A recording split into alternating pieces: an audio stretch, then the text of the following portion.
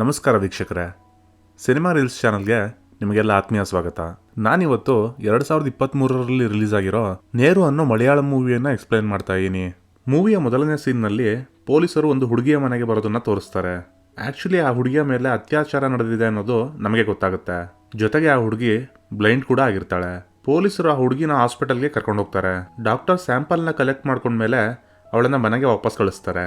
Next ಸೀನ್ನಲ್ಲಿ ಆ ಹುಡುಗಿನ public ಪ್ರಾಸಿಕ್ಯೂಟರ್ನ ಬಳಿ ಕರ್ಕೊಂಡು ಬರಲಾಗುತ್ತೆ ಕೇಸನ್ನು ಫೈಲ್ ಮಾಡಲಿಕ್ಕೆ. ಈಗ ನಮಗೆ ಗೊತ್ತಾಗುತ್ತೆ ಆ ಹುಡುಗಿ ಹೆಸರು ಸಾರಾ ತನ್ನ ಜೊತೆ ನಡೆದ ಸಂಪೂರ್ಣ ಘಟನೆಯನ್ನ ಲಾಯರ್ನ ಬಳಿ ಹೇಳ್ತಾಳೆ. ಆದರೆ ಇಲ್ಲಿ ಸಮಸ್ಯೆ ಏನಾಗಿದೆ ಅಂದರೆ ಸಾರಾಗೆ ಕಣ್ಣು ಕಾಣದೇ ಇರೋದ್ರಿಂದ ಆರೋಪಿಯನ್ನ ಹೇಗೆ ಪತ್ತೆ ಹಚ್ಚೋದು ಅನ್ನೋದು. ಇದೇ ವಿಷಯದ ಬಗ್ಗೆ ಸಾರಾಳ ತಂದೆ ತಾಯಿ ಕೂಡ ಮನೆಯಲ್ಲಿ ಮಾತಾಡ್ತಾ ಇರ್ತಾರೆ. ಸಾರಾ ತನ್ನ ರೂಮ್ನ ಒಳಗೆ ಹೋಗಿ ಡೋರನ್ನ ಲಾಕ್ ಮಾಡ್ಕೊಳ್ತಾಳೆ. ಮಾರನೇ ದಿನ ಬೆಳಗ್ಗೆ ಪೊಲೀಸರು ಮತ್ತೆ ಸಾರಾಳ ಮನೆಗೆ ಬರ್ತಾರೆ. ಸಾರಾ ಇದ್ದವಳು ತನ್ನ ಮೇಲೆ ಅತ್ಯಾಚಾರ ಮಾಡಿದ ಹುಡುಗನ ಒಂದು ಮಾಡೆಲ್ ಅನ್ನ ರೆಡಿ ಮಾಡಿರ್ತಾಳೆ. ಅದನ್ನ ನೋಡಿ ಪೊಲೀಸ್ ಆಫೀಸರ್ಗೆ ಸಿಕ್ಕಾಪಟ್ಟೆ ಶಾಕ್ ಆಗುತ್ತೆ. ಕಣ್ಣು ಕಾಣಿಸದೇ ಇರೋ ಹುಡುಗಿ ಈ ರೀತಿ ಮಾಡೆಲ್ ಅನ್ನ ಹೇಗ್ ಮಾಡೋಕ್ ಸಾಧ್ಯ ಅಂತ. ಹಾಗೆ ಅದ್ರ ಬಗ್ಗೆ ಸಾರಾಳ ತಂದೆ ಮೊಹಮ್ಮದ್ಗೆ ನಿಜವಾಗ್ಲೂ ಇದನ್ನ ನಿನ್ ಮಗಳೇ ಮಾಡಿರೋದ ಅಂತ ಕೇಳ್ತಾನೆ. ಆಗ ಮೊಹಮ್ಮದ್, ಹೌದು, ಇದನ್ನ ಸಾರನೇ ಮಾಡಿರೋದು. ಅವಳಿಗೆ ಈ ರೀತಿ ಮಾಡೆಲ್ಗಳನ್ನ ಮಾಡೋಕೆ ಬರುತ್ತೆ. ಈ ಕಲೆಯನ್ನ ತನ್ನ ದೃಷ್ಟಿಯನ್ನ ಕಳ್ಕೊಳ್ಳೋಕ್ಕೂ ಮೊದಲು ಕಲ್ತ್ಕೊಂಡಿದ್ಲು ಅಂತ ಹೇಳ್ತಾನೆ. ಈಗ ಪೊಲೀಸ್ ಆಫೀಸರ್ ಇದ್ದವನು ಸಾರಾ ತನ್ನ ಕಣ್ಣುಗಳಿಂದ ಆರೋಪಿಯನ್ನ ನೋಡೇ ಇಲ್ಲ ಅಂದಮೇಲೆ ಈ ರೀತಿ ಮಾಡೆಲ್ ಅನ್ನ ಮಾಡೋಕೆ ಹೇಗೆ ಸಾಧ್ಯ ಅಂತ ಕೇಳ್ತಾನೆ. ಆಗ ಸಾರಾ, ಆ ವ್ಯಕ್ತಿ ನನ್ನ ಜೊತೆ ಆ ರೀತಿ ನಡ್ಕೊಳ್ತಾ ಇರುವಾಗ ನನ್ನ ಕೈಗಳಿಂದ ಅವನ ಮುಖವನ್ನ ಮುಟ್ಟಿ ನೋಡಿದ್ದೆ. ಮತ್ತೆ ಮೊಹಮ್ಮದ್ ಹೇಳ್ತಾನೆ, ಈ ಮಾಡೆಲ್ನ ರೀತಿ ಕಾಣೋ ಹುಡುಗ ಘಟನೆಗೂ ಮೊದಲು ನಮ್ಮ ಮನೆಗೆ ಪಕ್ಕದ ಮನೆಯ ಅಡ್ರೆಸ್ ಅನ್ನ ಕೇಳ್ಕೊಂಡು ಬಂದಿದ್ದ ಅಂತ ಹೇಳ್ತಾನೆ. ಆಗ ಪೊಲೀಸವರು ಪಕ್ಕದ ಮನೆಯ ವಿನೋದ್ ಅನ್ನೋ ವ್ಯಕ್ತಿಯನ್ನ ವಿಚಾರಿಸ್ತಾರೆ. ಅದಕ್ಕೆ ವಿನೋದ್ ಇದ್ದವನು, ಅವನ ಹೆಸರು ಮೈಕೆಲ್, ಅವನು ನನ್ನ ಫ್ರೆಂಡು, ಅವನ ಮದುವೆ ಇನ್ವಿಟೇಷನ್ ಕಾರ್ಡನ್ನು ಕೊಡೋಕೆ ಅಂತ ಬಂದಿದ್ದ, ಹಾಗೆ ಇವತ್ತು ವಾಪಸ್ ಹೊರಟಿದ್ದಾನೆ ಅಂತ ಹೇಳ್ತಾನೆ. ತಕ್ಷಣ ಪೊಲೀಸರು ಏರ್ಪೋರ್ಟ್ಗೆ ಹೋಗಿ ಆ ಮೈಕೆಲ್ ಅನ್ನ ಅರೆಸ್ಟ್ ಮಾಡ್ತಾರೆ. ನೆಕ್ಸ್ಟ್ ಸೀನ್ನಲ್ಲಿ ಪೊಲೀಸರು ಸಾರಾಳ ಮುಂದೆ ಒಂದಷ್ಟು ಹುಡುಗರನ್ನ ನಿಲ್ಲಿಸಿ, ಇದರಲ್ಲಿ ನಿನ್ನ ಮೇಲೆ ಅತ್ಯಾಚಾರ ಮಾಡಿದ್ದು ಯಾರು ಅಂತ ಗುರುತು ಹಿಡಿಯಕ್ಕಾಗುತ್ತಾ ಅಂತ ಕೇಳ್ತಾರೆ. ಎಲ್ಲರ ಮುಖವನ್ನ ಮುಟ್ಟಿ ಗುರುತು ಹಿಡಿಯೋಕೆ ಪ್ರಯತ್ನ ಮಾಡ್ತಾಳೆ. ಮೈಕೆಲ್ನ ಸರದಿ ಬಂದಾಗ ಅವನ ಕೆನ್ನೆಗೆ ಒಂದು ಬಾರಿಸಿ ಇವನೇ ಅಂತ ಐಡೆಂಟಿಫೈ ಮಾಡ್ತಾಳೆ. ಪೊಲೀಸರು ಮೈಕೆಲ್ನ ಕಸ್ಟಡಿಗೆ ತಗೊಂಡು ವಿಚಾರಣೆಯನ್ನ ಮಾಡೋಕೆ ಶುರು ಮಾಡ್ತಾರೆ. ಸಾರಾಳ ಮೇಲೆ ಅತ್ಯಾಚಾರ ಮಾಡಿದ್ದ ಹುಡುಗನ ಅರೆಸ್ಟ್ ಮಾಡಲಾಗಿದೆ. ಆ ಹುಡುಗನ ಹೆಸರು ಮೈಕೆಲ್. ಹಾಗೆ ಒಬ್ಬ ದೊಡ್ಡ ಬಿಸ್ನೆಸ್ ಮನ್ ಆಗಿರೋ ಕ್ರಿಸ್ಟೋಫರ್ ಜೋಸೆಫ್ನ ಮಗ ಅನ್ನೋ ವಿಷಯ ಮೀಡಿಯಾ ತುಂಬೆಲ್ಲ ವೈರಲ್ ಆಗಿ ಹರಿದಾಡೋಕೆ ಶುರುವಾಗುತ್ತೆ. ಈ ನ್ಯೂಸ್ ಅನ್ನ ಮೊಹಮ್ಮದ್ ಹಾಗೂ ಅವನ ಹೆಂಡತಿ ಕೂಡ ನೋಡ್ತಾ ಇರ್ತಾರೆ. ಇದೇ ನ್ಯೂಸ್ ಅನ್ನ ನೋಡ್ತಾ ಇದ್ದ ಒಬ್ಬ ಹೆಂಗಸು ತನ್ನ ಮಗನ ಬಳಿ ಮೊಹಮ್ಮದ್ ಮಾಡಿರೋ ಕರ್ಮಗಳ ಫಲ ಅವನಿಗೆ ಇವಾಗ ಸಿಗ್ತಾ ಇದೆ ಅಂತ ಹೇಳ್ತಾ ಇರ್ತಾಳೆ. ಈ ಹೆಂಗಸು ಬೇರೆ ಯಾರೂ ಅಲ್ಲ, ಮೊಹಮ್ಮದ್ನ ಮೊದಲನೇ ಹೆಂಡತಿ. ನೆಕ್ಸ್ಟ್ ಸೀನ್ನಲ್ಲಿ ಕ್ರಿಸ್ಟೋಫರ್ ಜೋಸೆಫ್ ಹಾಗೂ ಅವನ ಹೆಂಡತಿ ತಮ್ಮ ಮಗನನ್ನ ಈ ಕೇಸ್ನಿಂದ ಬಚಾವ್ ಮಾಡೋಕೆ ಅಂತ ತ್ರಿವೇಂದ್ರಪುರಂಗೆ ಬರ್ತಾರೆ. ಕ್ರಿಸ್ಟೋಫರ್ ಜೋಸೆಫ್ ತನ್ನ ಮಗ ಮೈಕೆಲ್ನ ಭೇಟಿಯಾಗಿ, ಇದೇನ್ ಕರ್ಮಕಾಂಡ ಮಾಡ್ಕೊಂಡಿದ್ಯಾ, ನಿನ್ನ ಮದುವೆ ಆಗ್ಬೇಕಿರೋ ಹುಡುಗಿ ಈಗ ನಿನ್ ಬಗ್ಗೆ ಏನ್ ಯೋಚನೆ ಮಾಡ್ತಿರ್ತಾಳೆ, ನಿಂಗೆ ಸ್ವಲ್ಪ ಆದ್ರೂ ಬುದ್ಧಿಗಿದ್ದೀಯಾ ಅಂತ ಬಾಯಿಗೆ ಬಂದಾಗ ಬೈತಾರೆ. ಆದ್ರೆ ಮೈಕೆಲ್ನ ಮುಖದಲ್ಲಿ ತಾನು ಮಾಡಿರೋದು ಅಪರಾಧ ಅನ್ನೋ ಗಿಲ್ಟು ಕಿಂಚಿತ್ತು ಕೂಡ ಕಾಣ್ತಾ ಇರೋದಿಲ್ಲ. ಏನು ಮಾತಾಡದೆ ಅಲ್ಲಿಂದ ಹೊರಟೋಗ್ತಾನೆ. ಈಗ ಮೈಕೆಲ್ನ ತಾಯಿ ತನ್ನ ಗಂಡನ ಬಳಿ ಹೇಗಾದ್ರೂ ಮಾಡಿ ಮೈಕೆಲನ್ನ ಸೇವ್ ಮಾಡಿ ಅಂತ ಕೇಳ್ಕೊಳ್ತಾಳೆ. ಕ್ರಿಸ್ಟೋಫರ್ ಕೂಡ ಈಗ ಮೈಕೆಲನ್ನ ಬಚಾವ್ ಮಾಡೋಕೆ ಫೇಮಸ್ ಲಾಯರ್ ಆಗಿರೋ ರಾಜಶೇಖರನ್ನ ಕರ್ಸ್ಕೊಳ್ತಾನೆ. ರಾಜಶೇಖರ್ನ ಜೊತೆ ಅವನ ಮಗಳು ಪೂರ್ಣಿಮಾ ಕೂಡ ಬರ್ತಾಳೆ. ಆಕೆ ಕೂಡ ತನ್ನ ತಂದೆಯ ರೀತಿನ ಒಬ್ಬ ಫೇಮಸ್ ಲಾಯರ್ ಆಗಿರ್ತಾಳೆ. ನಡೆದಿರೋ ಸಂಪೂರ್ಣ ಘಟನೆಯ ಬಗ್ಗೆ ಕ್ರಿಸ್ಟೋಫರ್ ರಾಜಶೇಖರ್ಗೆ ಹೇಳ್ತಾನೆ. ಹಾಗೆ ಇವಾಗ ಏನಾದ್ರೂ ಮೈಕೆಲ್ಗೆ ಬೇಲ್ ಸಿಗ್ಲಿಲ್ಲ ಅಂದ್ರೆ ಅವನ ಮದುವೆ ಕತೆ ಏನಾಗುತ್ತೆ ಅಂತ ಕೇಳ್ತಾನೆ. ಆಗ ರಾಜಶೇಖರ್ ಇದ್ದವನು, ನಾನು ಬಂದಿದ್ದೀನಿ ತಾನೆ, ನೀನೇನು ಟೆನ್ಷನ್ ತಗೊಳ್ಬೇಡ, ಎಲ್ಲ ಸರಿ ಮಾಡ್ತೀನಿ. ಹಾಗೆ ನಾನು ಆ ಹುಡುಗಿ ಫ್ಯಾಮಿಲಿ ಬಗ್ಗೆ ಆಲ್ರೆಡಿ ರಿಸರ್ಚ್ ಮಾಡಿದ್ದೀನಿ. ಸಾರಾಳ ತಂದೆಗೆ 2 ಹೆಂಡತಿರು, ಮೊದಲನೇ ಹೆಂಡತಿಗೆ 2 ಗಂಡ್ಮಕ್ಳಿದ್ದಾರೆ. ನಾವು ಅವ್ರ ಮೂಲಕ ಈ ಮ್ಯಾಟರ್ನ ಈಸಿಯಾಗಿ ಸಾಲ್ವ್ ಮಾಡೋಣ ಅಂತ ಹೇಳ್ತಾನೆ. ನೆಕ್ಸ್ಟ್ ಸೀನ್ನಲ್ಲಿ ಚಂದ್ರಶೇಖರ್ ಮೊಹಮ್ಮದ್ನ ಮೊದಲನೇ ಹೆಂಡತಿ ಮಕ್ಕಳನ್ನ ಕರೆಸ್ಕೊಂಡು, ನೋಡಿ, ನಾನು ಡೈರೆಕ್ಟಾಗಿ ವಿಷಯಕ್ಕೆ ಬರ್ತೀನಿ, ನೀವು ಹೋಗಿ ನಿಮ್ಮ ತಂದೆಯನ್ನ ಕೇಸ್ ವಾಪಸ್ ತಗೊಳ್ಳೋ ಹಾಗೆ ಕನ್ವಿನ್ಸ್ ಮಾಡಬೇಕು. ಅದ್ರ ಬದಲಿಗೆ ನಾನು ನಿಮಗೆ ಒಂದು ಒಳ್ಳೆ ಅಮೌಂಟನ್ನು ಕೊಡಿಸ್ತೀನಿ ಅಂತ ಹೇಳ್ತಾನೆ. ಸರಿ ಅಂತ ಅವರಿಬ್ರು ತಮ್ಮ ತಂದೆಯ ಬಳಿ ಹೋಗಿ, ನಮಗೂ ಕೂಡ ಸಾರಾಳ ಬಗ್ಗೆ ಕನ್ಸರ್ನ್ ಇದೆ, ಆದ್ರೆ ನಾವು ಅವ್ರ ವಿರುದ್ಧ ಎಲ್ಲ ಫೈಟ್ ಮಾಡೋಕ್ ಆಗಲ್ಲ, ಯಾಕಂದ್ರೆ ಅವರು ಸಿಕ್ಕಾಪಟ್ಟೆ ದುಡ್ಡಿರೋರು, ಅದಕ್ಕೆ ಸುಮ್ಮನೆ ಕೇಸನ್ನ ವಾಪಸ್ ತಗೊಳ್ಳಿ, ಅದ್ರ ಬದಲಿಗೆ ನಮಗೆ ಒಂದು ಒಳ್ಳೆ ಅಮೌಂಟ್ ಸಿಗುತ್ತೆ, ನಮ್ಮ ಲೈಫ್ ಕೂಡ ಸೆಟ್ಲ್ ಆಗುತ್ತೆ ಅಂತ ಹೇಳ್ತಾರೆ. ಇದನ್ನೆಲ್ಲ ಕೇಳಿಸ್ಕೊಳ್ತಾ ಇದ್ದ ಸಾರಾ, ನಮಗೆ ಯಾವುದೇ ರೀತಿಯ ಸೆಟಲ್ಮೆಂಟ್ ಅವಶ್ಯಕತೆ ಇಲ್ಲ, ನಮಗೆ ಬೇಕಾಗಿರೋದು ನ್ಯಾಯ ಮಾತ್ರ. ಅವರು ದುಡ್ಡಿನ ಆಸೆ ತೋರಿಸಿದ ತಕ್ಷಣ ಬಾಯಿ ತಕ್ಕೊಂಡು ಓಡ್ ಬಂದಿದ್ದೀರಲ್ಲ, ನಿಮಗೆ ನಾಚಿಕೆ ಆಗಲ್ವಾ ಅಂತ ತನ್ನ ಅಣ್ಣಂದಿರ ಮೇಲೆ ಕೂಗಾಡೋಕೆ ಶುರು ಮಾಡ್ತಾಳೆ. ಆಗ ಮೊಹಮ್ಮದ್ಗೂ ಕೂಡ ಕೋಪ ಬಂದು ಅವರಿಬ್ಬರನ್ನ ಮನೆಯಿಂದ ಆಚೆ ತಳ್ತಾನೆ. ಅವರಿಬ್ರು ರಾಜಶೇಖರ್ಗೆ ಕಾಲ್ ಮಾಡಿ, ನಮ್ಮಪ್ಪ ಕೇಸ್ ವಾಪಸ್ ತಗೊಳಕ್ಕೆ ರೆಡಿ ಇಲ್ಲ ಅಂತ ಹೇಳ್ತಾನೆ. ಅದಕ್ಕೆ ರಾಜಶೇಖರ್ ಇದ್ದನು, ನೀವೊಂದು ಕೆಲಸ ಮಾಡಿ, ಮೀಡಿಯಾದವ್ರಿಗೆ ಕಾಲ್ ಮಾಡಿ, ಮನೆ ಮುಂದೆ ಮೀಡಿಯಾದವ್ರು ಬಂದು 24 ಗಂಟೆ ಕ್ಯಾಮ್ರಾ ಮೈಕು ಹಿಡ್ಕೊಂಡು ನಿಂತ್ರೆ ಮರ್ಯಾದೆ ಗಂಜಿ ಬೇಡ ಅಂದ್ರೂ ಅವರೇ ಕೇಸನ್ನು ವಾಪಸ್ ತಗೊಳ್ತಾರೆ ಅಂತ ಹೇಳ್ತಾನೆ. ರಾಜಶೇಖರ್ ಹೇಳಿದಾಗನೇ ಅವರಿಬ್ರು ಮಾಡ್ತಾರೆ. ಸಾರಾಳ ಮನೆ ಮುಂದೆ ಮೀಡಿಯಾದವ್ರು ಬಂದು ನ್ಯೂಸನ್ನು ಕವರ್ ಮಾಡೋಕೆ ಶುರು ಮಾಡ್ತಾರೆ.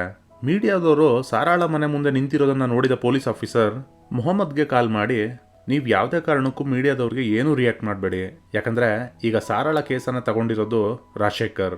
ಅವನು ಕೇಸನ್ನು ಗೆಲ್ಲೋಕೆ ಯಾವ ಹಂತಕ್ಕೆ ಬೇಕಾದ್ರೂ ಇಳಿತಾನೆ, ಅದಕ್ಕೋಸ್ಕರ ನೀವು ತುಂಬಾ ಹುಷಾರಾಗಿರಿ ಅಂತ ಹೇಳ್ತಾನೆ. ಮಾರನೇ ದಿನ ಸಾರಾಳ ಕೇಸ್ ಶುರುವಾಗುತ್ತೆ. ರಾಜಶೇಖರ್ ತನ್ನ ವಾದವನ್ನ ಶುರು ಮಾಡ್ತಾ, ಸಾರಾ ಒಬ್ಳು ಕಣ್ ಕಾಣ್ದಿರೋ ಹುಡುಗಿ, ಅವಳು ಹೇಗೆ ಈ ರೀತಿ ಮಾಡಲ್ಲನ್ನ ಮಾಡೋಕೆ ಸಾಧ್ಯ, ಅದು ಇದು ಅಂತ ಸಿಕ್ಕಾಪಟ್ಟೆ ಪಾಯಿಂಟ್ಗಳನ್ನ ಹಾಕ್ತಾನೆ. ಆಗ ಜಡ್ಜ್ ಸಾರಾಳ ಲಾಯರ್ಗೆ ಇದಕ್ಕೆ ನಿಮ್ಮ ಉತ್ತರ ಏನು ಅಂತ ಕೇಳಿದಾಗ ಸಾರಾಳ ಲಾಯರ್ ತಡವರ್ಸ್ತಾ ಸರಿಯಾಗಿ ಏನನ್ನೂ ಉತ್ತರ ಕೊಡೋದಿಲ್ಲ. ಈ ಕಡೆ ರಾಜಶೇಖರ್ ಮಾತ್ರ ಒಂದಾದ್ಮೇಲೆ ಒಂದು ಪಾಯಿಂಟ್ ಅನ್ನ ಹಾಕೊಂಡು ಹೋಗ್ತಾನೆ ಇರ್ತಾನೆ.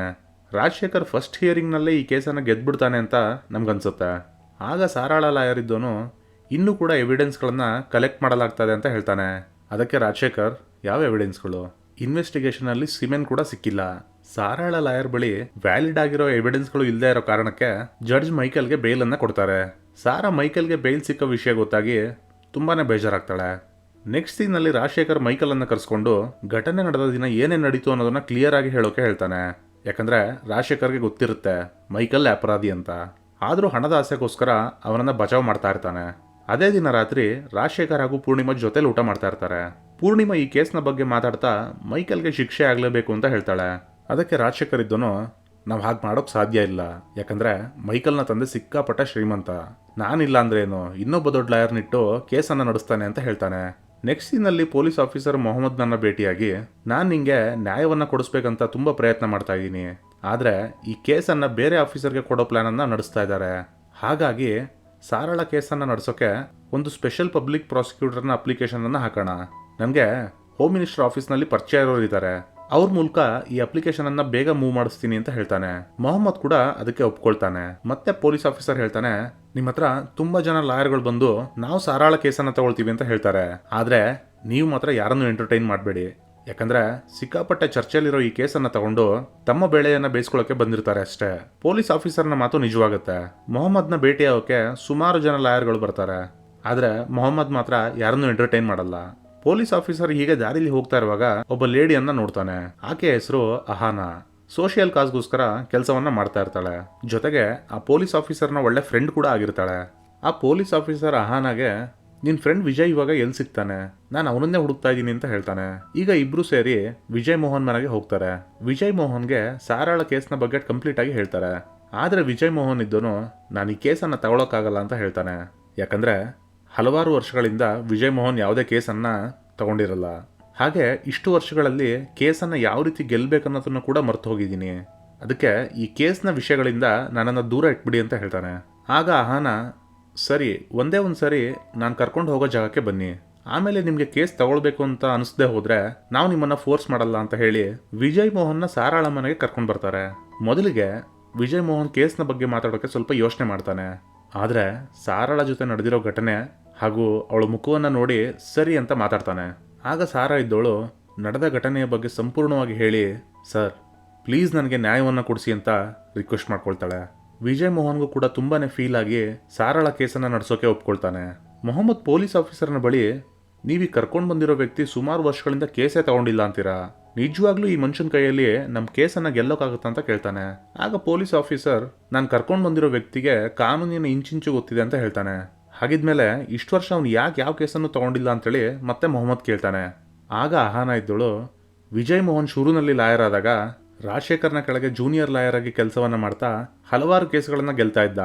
ನಂತರ ರಾಜಶೇಖರ್ನ ಮಗಳು ಪೂರ್ಣಿಮಾ ಕೂಡ ತನ್ನ ತಂದೆಯ ಜೊತೆ ಜಾಯಿನ್ ಆದ್ಲು. ಹಾಗೆ ವಿಜಯ್ ಮೋಹನ್ ಹಾಗೂ ಪೂರ್ಣಿಮಾರ ಮಧ್ಯೆ ಪ್ರೀತಿ ಹುಟ್ಕೊಳ್ತು. ಒಂದ್ ಕಡೆ ವಿಜಯ್ ಮೋಹನ್ ತಗೊಳ್ತಾ ಇದ್ದ ಪ್ರತಿ ಕೇಸನ್ನು ಕೂಡ ಗೆಲ್ತಾ ಇದ್ದ. ವಿಜಯ್ ಮೋಹನ್ನ ಈ ಬೆಳವಣಿಗೆನ ರಾಜಶೇಖರ್ನ ಕೈಯಲ್ಲಿ ಸಹಿಸ್ಕೊಳಕ್ಕಾಗ್ಲಿಲ್ಲ. ಹೀಗಿರುವಾಗ ಒಂದಿನ ಇಂಪಾರ್ಟೆಂಟ್ ಕೇಸ್ ಫೈಲರ್ನ ವಿಜಯ್ ಮೋಹನ್ ಎಲ್ಲೋ ಮಿಸ್ ಮಾಡಿಬಿಡ್ತಾನೆ. ಅದೇ ತಪ್ಪಿಗೆ ಬಾರ್ ಕೌನ್ಸಿಲ್ ಇಂದ 5 ವರ್ಷಗಳ ಕಾಲ ಅವನನ್ನು ಸಸ್ಪೆಂಡ್ ಮಾಡಲಾಯಿತು. ಆದರೆ ಕೆಲವು ದಿನಗಳು ಕಳೆದ ಮೇಲೆ ಗೊತ್ತಾಯ್ತು ಆ ಕೇಸ್ ಫೈಲ್ ಮಿಸ್ ಆಗೋದ್ರಿಂದ ರಾಜಶೇಖರ್ನ ಕೈವಾಡಾಯಿತು ಅಂತ. ಆದರೆ ಅಷ್ಟಲ್ಲಿ ತುಂಬ ಲೇಟಾಗಿ ಹೋಗಿತ್ತು.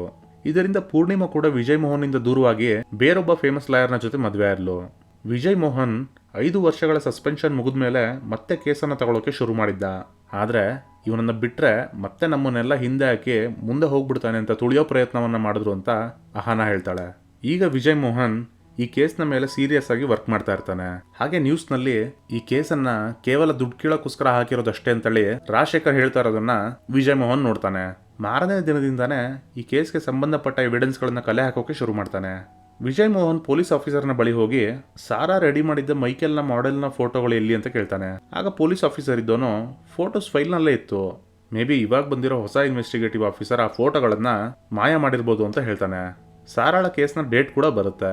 ವಿಜಯ್ ಮೋಹನ್ ರೆಡಿಯಾಗಿ ಕೋರ್ಟ್ಗೆ ಬರ್ತಾನೆ.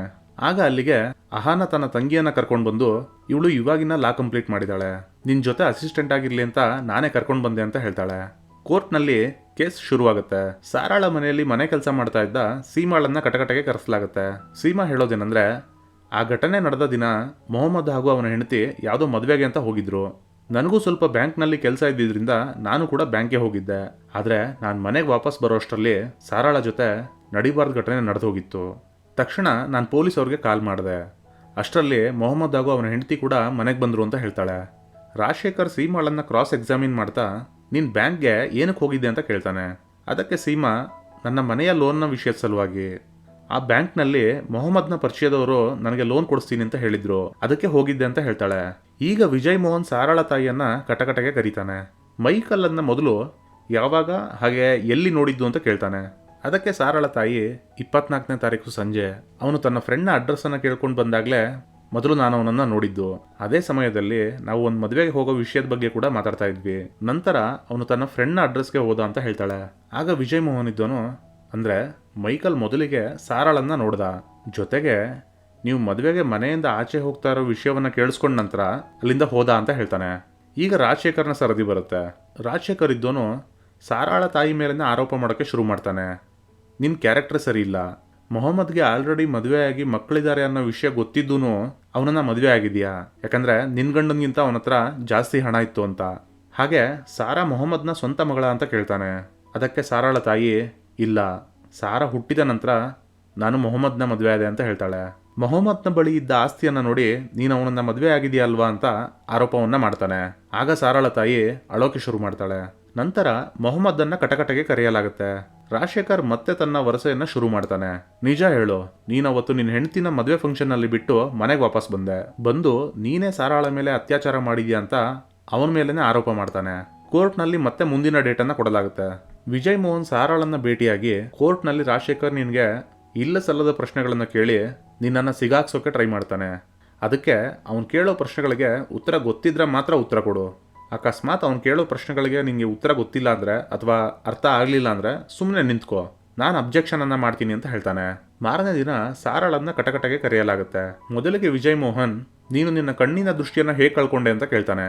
ಆಗ ಸಾರಾ, ನನ್ನ ಕಣ್ಣುಗಳ ನರಗಳ ಒಳಗೆ ರಕ್ತ ಸಂಚಾರ ನಿಂತು ಹೋಗಿದ್ರಿಂದ ನಾನು ನನ್ನ ದೃಷ್ಟಿಯನ್ನು ಕಳ್ಕೊಂಡಿದ್ದೀನಿ ಅಂತ ಹೇಳ್ತಾಳೆ. ಮತ್ತೆ ವಿಜಯ್ ಮೋಹನ್ ಇದ್ದವನು, ನಿನ್ನ ಜೊತೆ ಆ ದಿನ ಏನು ನಡೀತು ಅಂತ ಹೇಳು ಅಂತ ಹೇಳ್ತಾನೆ. ಆಗ ಸಾರಾ, ಅವತ್ತು ಮನೇಲಿ ಯಾರೂ ಇರಲಿಲ್ಲ, ನಾನು ಸ್ನಾನ ಮುಗಿಸ್ಕೊಂಡು ಆಚೆ ಬಂದೆ, ಯಾರೋ ನನ್ನ ಟವಲನ್ನು ಎಳೆದ್ರು, ಆದರೆ ಯಾರು ಅಂತ ಗೊತ್ತಾಗ್ಲಿಲ್ಲ.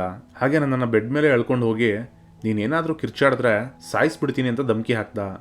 ಆಗ ಗೊತ್ತಾಯ್ತು ಅವನು ಯಾರೋ ಒಬ್ಬ ಹುಡುಗ ಅಂತ. ಅದರಿಂದ ನನಗೆ ತುಂಬಾ ಭಯವಾಗಿ ನಾನು ಕಿರ್ಚಾಡೋಕೆ ಪ್ರಯತ್ನನೇ ಮಾಡಲಿಲ್ಲ. ನಂತರ ನನ್ನ ಮೇಲೆ ಅತ್ಯಾಚಾರ ನಡೀತು ಅಂತ ಹೇಳ್ತಾಳೆ.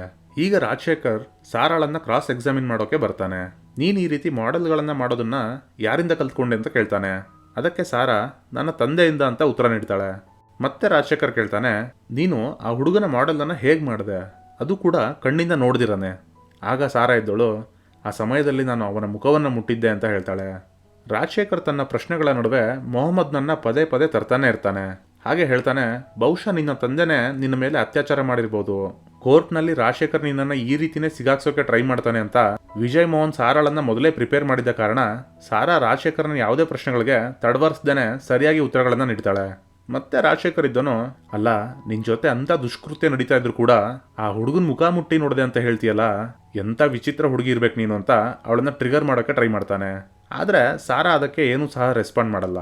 ನೆಕ್ಸ್ಟ್ ಸೀನಲ್ಲಿ ಅಹಾನ ಇದ್ದೋಳು, ನಾವು ಸೋಷಿಯಲ್ ಮೀಡಿಯಾದಲ್ಲಿ ಸಾರಾಳ ಹೆಸರಿನಲ್ಲಿ ಒಂದು ಕ್ಯಾಂಪೇನನ್ನು ಶುರು ಮಾಡೋಣ, ಅದರಿಂದ ಈ ಕೇಸ್ ಇನ್ನೂ ಸ್ಟ್ರಾಂಗ್ ಆಗಿ ಆದಷ್ಟು ಬೇಗ ಅವಳಿಗೆ ನ್ಯಾಯ ಸಿಗ್ಬೋದು ಅಂತ ಹೇಳ್ತಾಳೆ. ಮುಂದಿನ ವಿಚಾರಣೆಯ ದಿನ ಬಂದಾಗ ರಾಜಶೇಖರ್ ಊರಿನಲ್ಲಿ ಇರೋದಿಲ್ಲ. ಹಾಗಾಗಿ ಅವನ ಮಗಳು ಪೂರ್ಣಿಮಾ ಅವನ ಜಾಗವನ್ನು ತುಂಬ್ತಾಳೆ. ವಿಜಯ್ ಮೋಹನ್ ಮೈಕಲ್ನ ಫ್ರೆಂಡ್ ವಿನೋದ್, ಅಂದರೆ ಸಾರಳ ಪಕ್ಕದ ಮನೆ ಹುಡುಗನನ್ನ ಕಟಕಟಗೆ ಕರೀತಾನೆ. ವಿನೋದ್ ಇದ್ದನು ಮೈಕಲ್ ಏನ್ ಮಾಡ್ಬಿಡ್ತಾನೋ ಅನ್ನೋ ಭಯದಲ್ಲಿ ಮೈಕಲ್ ತನ್ನ ಮನೆಗೆ ಬಂದಿದ್ದ ಡೇಟನ್ನ ಚೇಂಜ್ ಮಾಡಿ ಹೇಳ್ಬಿಡ್ತಾನೆ. ಮತ್ತೆ ಸರಿಯಾದ ಎವಿಡೆನ್ಸ್ಗಳು ಇಲ್ಲದೆ ಇರೋ ಕಾರಣ ಮುಂದಿನ ಡೇಟನ್ನ ಕೊಡಲಾಗುತ್ತೆ. ಈ ಕಡೆ ಸೋಷಿಯಲ್ ಮೀಡಿಯಾದಲ್ಲಿ ನಡೀತಾ ಇದ್ದ ಕ್ಯಾಂಪೈನ್ನ ಕಾರಣ ಎಲ್ಲಾ ಕಡೆ ಕೇಸ್ ವೈರಲ್ ಆಗೋಕೆ ಶುರುವಾಗುತ್ತೆ. ಮೈಕೆಲ್ ಮಾಡಿರೋದು ಕ್ಷಮಿಸಲಾಗದ ಅಪರಾಧ ಅಂತ ಚರ್ಚೆಗಳು ಶುರುವಾಗ್ತವೆ. ಈ ಕಡೆ ಮೈಕೆಲ್ ಮಾತ್ರ ತನ್ನ ಲೈಫ್ ನಲ್ಲಿ ಏನು ನಡೆದೇ ಇಲ್ಲ ಅನ್ನೋ ರೀತಿ ಆರಾಮಾಗಿ ಮಜಾ ಮಾಡ್ಕೊಂಡಿರ್ತಾನೆ. ಆಗ ಅವನ ಜೊತೆ ಮದ್ವೆ ಆಗ್ಬೇಕಾಗಿರೋ ಹುಡುಗಿ ಅವನಿಗೆ ಕಾಲ್ ಮಾಡ್ತಾಳೆ. ನಿನ್ನ ಈ ನ್ಯೂಸ್ನ ಸಲುವಾಗಿ ನಮ್ಮ ಮದ್ವೆ ನಡೆಯೋದೇ ಡೌಟು ಅಂತ ನಂಗೆ ಅನಿಸ್ತಿದೆ ಅಂತ ಹೇಳ್ತಾಳೆ. ಮೈಕೆಲ್ ಅದೇನಂತ ಸೋಷಿಯಲ್ ಮೀಡಿಯಾವನ್ನ ಚೆಕ್ ಮಾಡಿದ್ರೆ ಎಲ್ಲರೂ ಅವನಿಗೆ ಸೋಷಿಯಲ್ ಮೀಡಿಯಾದಲ್ಲಿ ಕ್ಯಾಕರಿಸಿ ಉಗಿತಾ ಇರ್ತಾರೆ.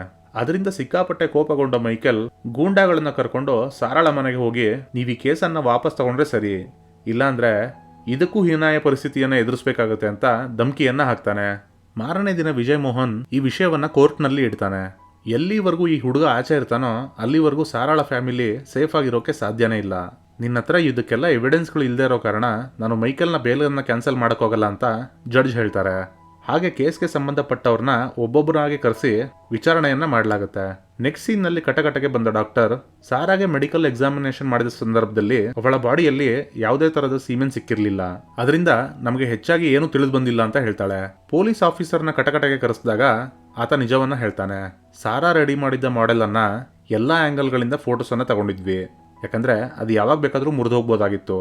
ನಂತರ ಈ ಕೇಸನ್ನ ನನ್ನಿಂದ ಹಿಂಪಡೆಯಲಾಯ್ತು. ಈಗ ಪೂರ್ಣಿಮಾ ಪೊಲೀಸ್ ಆಫೀಸರ್ಗೆ ನಿಮಗೆ ಫಸ್ಟಿಗೆ ತುಂಬ ಚೆನ್ನಾಗಿ ಗೊತ್ತಿತ್ತು ಸಾರಾ ರೆಡಿ ಮಾಡಿದ್ದ ಮಾಡೆಲ್ ಮೈಕೆಲ್ನ ಫೇಸ್ ಜೊತೆ ಮ್ಯಾಚ್ ಆಗ್ತಾ ಇರಲಿಲ್ಲ. ಅದಕ್ಕೇನೆ ಬೇಕು ಅಂತ ನೀವೇ ಆ ಫೋಟೋಸ್ಗಳನ್ನ ಡಿಲೀಟ್ ಮಾಡಿ ಆ ಮಾಡೆಲ್ ಅನ್ನ ಡಿಸ್ಟ್ರಾಯ್ ಮಾಡಿದೀರಾ ಅಂತ ಆ ಪೊಲೀಸ್ ಆಫೀಸರ್ನ ಮೇಲೆನೆ ಆರೋಪವನ್ನ ಮಾಡ್ತಾಳೆ. ಆಗ ಪೊಲೀಸ್ ಆಫೀಸರ್ ಇದ್ದನು, ಈ ಕೇಸನ್ನು ನಾನು ಇನ್ನೊಬ್ಬ ಪೊಲೀಸ್ ಆಫೀಸರ್ಗೆ ಹ್ಯಾಂಡ್ ಓವರ್ ಮಾಡಿದ ಸಂದರ್ಭದಲ್ಲಿ ಫೈಲ್ನಲ್ಲಿ ಫೋಟೋಸ್ಗಳು ಇದ್ವು, ಆದರೆ ಈಗ ಆ ಫೋಟೋಸ್ಗಳು ಆ ಫೈಲ್ನಿಂದ ಹೇಗೆ ಮಿಸ್ ಆಗಿದಾವೆ ಅಂತ ನನಗೆ ಗೊತ್ತಿಲ್ಲ ಅಂತ ಹೇಳ್ತಾನೆ. ಇದನ್ನೆಲ್ಲ ಕೇಳಿಸ್ಕೊಳ್ತಾ ಇದ್ದ ಒಬ್ಬ ಪೊಲೀಸ್ ಆಫೀಸರ್ ತನ್ನ ತಲೆಯನ್ನು ತಗ್ಸ್ತಾನೆ. ಇವಾಗ ನಮಗೆ ಗೊತ್ತಾಗುತ್ತೆ ಪ್ರೆಸೆಂಟ್ನಲ್ಲಿ ಈ ಕೇಸನ್ನು ಹ್ಯಾಂಡಲ್ ಮಾಡ್ತಿರೋದು ಇದೇ ಆಫೀಸರ್ ಅಂತ. ಮತ್ತೆ ಪೂರ್ಣಿಮಾ ಪೊಲೀಸ್ ಆಫೀಸರ್ಗೆ, ಸರಿ ನಂಗೆ ಇದನ್ನು ಹೇಳಿ, ಸಾರಾ ಆ ಮಾಡೆಲನ್ನು ರೆಡಿ ಮಾಡ್ತಾ ಇರುವಾಗ ನೀವು ಅವಳ ಎದುರುಗಡೆ ಇದ್ರಾ? ಅದಕ್ಕೆ ಪೊಲೀಸ್ ಆಫೀಸರ್ ಇಲ್ಲ ಅಂತ ಹೇಳ್ತಾನೆ. ಆಗ ಪೂರ್ಣಿಮಾ ಇದ್ದಳು, ಯಾರಿಗೆ ಗೊತ್ತು, ಮೊಹಮ್ಮದ್ ಆ ಮಾಡೆಲನ್ನು ಮೈಕಲ್ನ ಫೇಸ್ ಜೊತೆ ಮ್ಯಾಚ್ ಆಗೋ ರೀತಿ ರೆಡಿ ಮಾಡಿ ಮೈಕಲನ್ನು ಸಿಗಾಕ್ಸೋಕೆ ಟ್ರೈ ಮಾಡ್ತಾ ಇರ್ಬೋದು ಅಂತ ಹೇಳ್ತಾಳೆ. ಈಗ ಪ್ರೆಸೆಂಟ್ನಲ್ಲಿ ಕೇಸನ್ನು ಹ್ಯಾಂಡಲ್ ಮಾಡ್ತಾ ಇರೋ ಪೊಲೀಸ್ ಆಫೀಸರ್ ಕಟಕಟಗೆ ಬರ್ತಾನೆ. ನನಗೆ ಈ ಕೇಸ್ ಫೈಲನ್ನು ಕೊಟ್ಟ ಸಂದರ್ಭದಲ್ಲಿ ಅದರಲ್ಲಿ ಯಾವುದೇ ರೀತಿಯ ಫೋಟೋಸ್ಗಳು ಇರಲಿಲ್ಲ ಅಂತ ಹೇಳ್ತಾನೆ. ಮತ್ತೆ ನೆಕ್ಸ್ಟ್ ಡೇಟನ್ನು ಕೊಡಲಾಗುತ್ತೆ. ವಿಜಯ್ ಮೋಹನ್ ಅಹಾನಾಗೆ ಇನ್ಸಿಡೆಂಟ್ ನಡೆದ ದಿನ ಮೈಕಲ್ ಎಲ್ಲೆಲ್ಲಿ ಹೋಗಿದ್ದ, ಹಾಗೆ ಅವನ ಫೋನ್ ಎಲ್ಲೆಲ್ಲಿ ಟ್ರೇಸ್ ಆಗಿದೆ ಅನ್ನೋದು ನನಗೆ ಕಂಪ್ಲೀಟ್ ರಿಪೋರ್ಟ್ ಬೇಕು ಅಂತ ಹೇಳ್ತಾನೆ. ಅಹಾನ ಕೂಡ ಮೈಕೆಲ್ ಆ ದಿನ ಎಲ್ಲೆಲ್ಲಿ ಹೋಗಿದ್ದ ಆ ಜಾಗದ ಫುಟೇಜಸ್ಗಳು ಹಾಗೆ ಅವನ ಆ ದಿನದ ನೆಟ್ವರ್ಕ್ ಲೊಕೇಶನ್ ರಿಪೋರ್ಟ್ ಅನ್ನ ಕಲೆಕ್ಟ್ ಮಾಡ್ತಾಳೆ. ಮೈಕೆಲ್ ಆ ದಿನ ತನ್ನ ಫ್ರೆಂಡ್ನ ಜೊತೆ ಒಂದು ರೆಸ್ಟೋರೆಂಟ್ಗೆ ಹೋಗಿರ್ತಾನೆ. ಆ ಹೋಟೆಲ್ನ ಒಬ್ಬ ಎಂಪ್ಲಾಯಿಯನ್ನ ರಾಜಶೇಖರ್ ಕೋರ್ಟ್ಗೆ ಕರೆಸಿರ್ತಾನೆ. ಆ ಎಂಪ್ಲಾಯಿ ಕೊಟ್ಟಿದ್ದ ಒಂದು ವಿಡಿಯೋ ಫುಟೇಜ್ ಅನ್ನ ರಾಜಶೇಖರ್ ಕೋರ್ಟ್ನಲ್ಲಿ ಸಬ್ಮಿಟ್ ಮಾಡ್ತಾನೆ. ಈ ವಿಡಿಯೋ ಫುಟೇಜ್ ಪ್ರಕಾರ ಸಾರಾಳ ಅತ್ಯಾಚಾರ ನಡೆದ ವೇಳೆ ಮೈಕೆಲ್ ರೆಸ್ಟೋರೆಂಟ್ನಲ್ಲಿ ಇದ್ದ ಅನ್ನೋದು ಗೊತ್ತಾಗುತ್ತೆ. ಈ ವಿಡಿಯೋ ಫುಟೇಜ್ ಅನ್ನು ನೋಡಿದ ವಿಜಯ್ ಮೋಹನ್ಗೆ ಇದು ಹೇಗೆ ಸಾಧ್ಯ ಅಂತ ಅರ್ಥನೇ ಆಗದೆ ಮೈಕಲ್ನ ಕಡೆ ತಿರುಗಿ ನೋಡ್ತಾನೆ. ಆಗ ಮೈಕಲ್ ಸೈಲೆಂಟ್ ಆಗಿ ಒಂದು ಸ್ಮೈಲ್ ಅನ್ನ ಕೊಡ್ತಾನೆ. ಇದರಿಂದ ತುಂಬಾನೇ ಕೋಪ ಮಾಡ್ಕೊಂಡ ವಿಜಯ್ ಮೋಹನ್ ಕೋರ್ಟ್ ಇಂದ ಆಚೆ ಹೊರಡ್ತಾನೆ.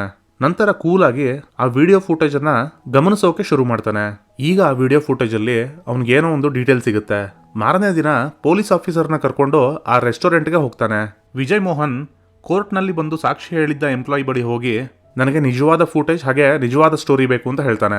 ಆದ್ರೆ ಸ್ಟಾರ್ಟಿಂಗ್ ನಲ್ಲಿ ಆ ಎಂಪ್ಲಾಯಿ ಏನನ್ನೂ ಬಾಯ್ ಬಿಡೋದಿಲ್ಲ. ಪೊಲೀಸ್ ಆಫೀಸರ್ ಇದ್ದನು, ನಿಜ ಹೇಳು, ನಿನ್ ಫುಟೇಜ್ ಅನ್ನ ಟ್ಯಾಂಪರ್ ಮಾಡಿದ್ಯಾ ತಾನೆ ಅಂತ ಪೊಲೀಸ್ ಭಾಷೆಯಲ್ಲಿ ಕೇಳೋಕೆ ಶುರು ಮಾಡ್ತಾನೆ. ಆಗ ಆ ಎಂಪ್ಲಾಯಿ, ಇದ್ರಲ್ಲಿ ನಂದೇನೂ ತಪ್ಪಿಲ್ಲ ಸರ್, ನನ್ನ ಜೀವಕ್ಕೇನೆ ಅಪಾಯ ಇದ್ದಿದ್ರಿಂದ ನಾನು ಈ ರೀತಿ ಮಾಡಬೇಕಾಗಿ ಬಂತು ಅಂತ ಹೇಳಿ ನಡೆದ ಎಲ್ಲ ವಿಷಯವನ್ನ ಹೇಳ್ತಾನೆ. ಮತ್ತೆ ನೆಕ್ಸ್ಟ್ ಡೇಟ್ ಬಂದಾಗ ಕೋರ್ಟ್ಗೆ ಅದೇ ವ್ಯಕ್ತಿಯನ್ನ ಕರೆಸಲಾಗುತ್ತೆ. ಈಗ ವಿಜಯ್ ಮೋಹನ್ ಆ ಫುಟೇಜ್ ಅನ್ನ ಮತ್ತೆ ಪ್ಲೇ ಮಾಡಿ ಜಡ್ಜ್ಗೆ ಈ ಫುಟೇಜ್ ಅನ್ನ ಟ್ಯಾಂಪರ್ ಮಾಡಲಾಗಿದೆ.